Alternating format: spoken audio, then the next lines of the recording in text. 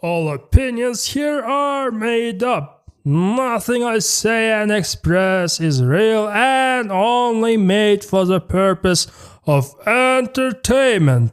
Don't take anything seriously. I am serious.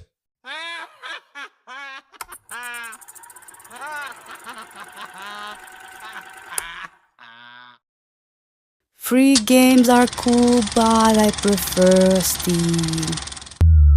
Steam is doing nothing while Epic Games is trying to make moves and take as much space as possible from Steam and Valve in the digital distribution service. But realistically, is it possible? Unfortunately, no. Why unfortunately? Because Steam, contrary to what Steam writers believe, is not a saintly company that listens to and satisfies gamers around the world. Valve sells loot boxes, which are basically a form of gambling. Of course, there are Steam writers who will argue that it doesn't affect gameplay and come up with such excuses. But here's the thing, I want a golden shiny skin for my gun too.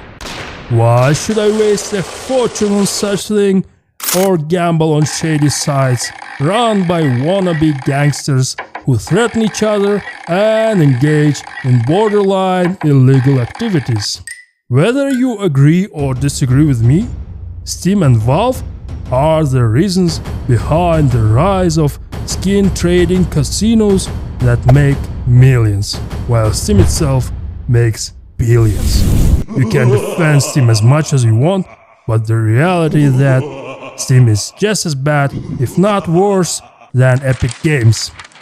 I'm not defending Epic Games either because they have investments from Tencent, which owns almost half of Epic Games, and when there is a Chinese company involved, communism is always lurking nearby.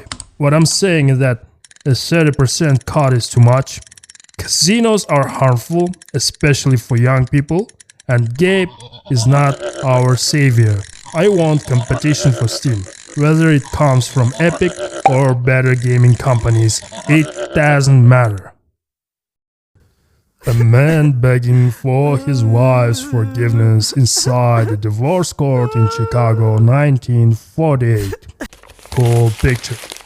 Have you guys watched The Last Duel? The plot basically revolves around three perspectives of the main characters, and as an audience, you decide which version of the story is true and which is false. As for the picture, there could be two possible interpretations. The first, and often the one that comes to mind first, because the devil makes you think of bad things first, is that he is a weak man and his wife is a bitch. The picture might symbolize his weakness as he begs for her forgiveness, though he is a man only entitled, and she is taking advantage of that. Why might she be labeled a bitch, you ask?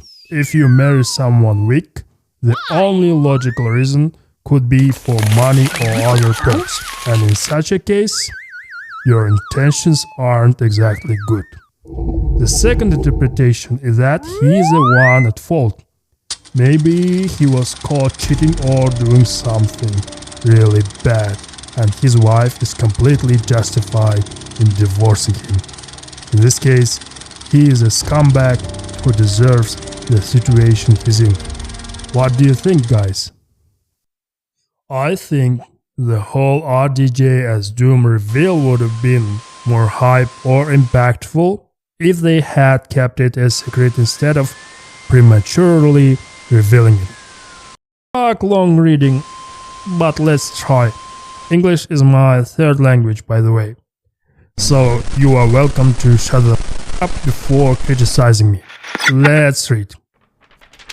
I have no idea what Avengers Doomsday will be about, but all we know is that it will have RDJ as Doom. As hype and cool as this is, it would have been a more impactful if they revealed it in the movie.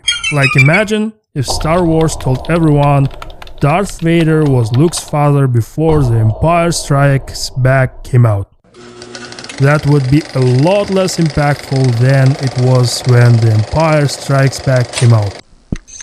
They could have had Doctor Doom's actor remain anonymous, and let's say at some point in the movie one of the heroes knocks Doctor Doom's mask off. Then Doom is on the ground, he gets up, and then big reveal, it is Robert Downey Jr. That would have broke cinema. Everyone in the theater would have been screaming their heads off to see RDJ return to the MCU when they least expected it. Everyone would have gone nuts. They had the potential to have an extremely hype and shocking moment in the MCU, but they completely wasted it. My hopes for Avengers Doomsday are medium. I'm not going to expect it to be a mega blockbuster, because I don't want to get my hopes up, but at the same time I don't wanna shoot it down because it is still being worked on and has the potential to be something great. What are your thoughts? Do you think they should have waited to reveal RDJ in the movie, or did they do the right thing revealing RDJ beforehand? You know what? I agree with you. Valid point. It would have been 1,000 times better if they had revealed him during the movie. It would have been the talking point among movie lovers for a long time. You were right. Couldn't have said it better myself. One more thing though. Is RDJ that desperate? I thought he was done with Marvel and superhero stuff. I guess money speaks louder.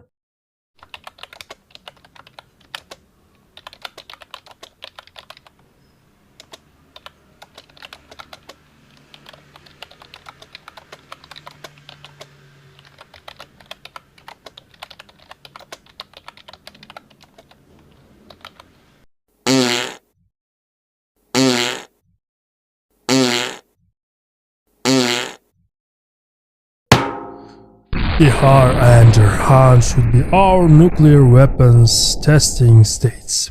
No, they shouldn't be. I don't know what states you're talking about or where they are, but there are innocent people there.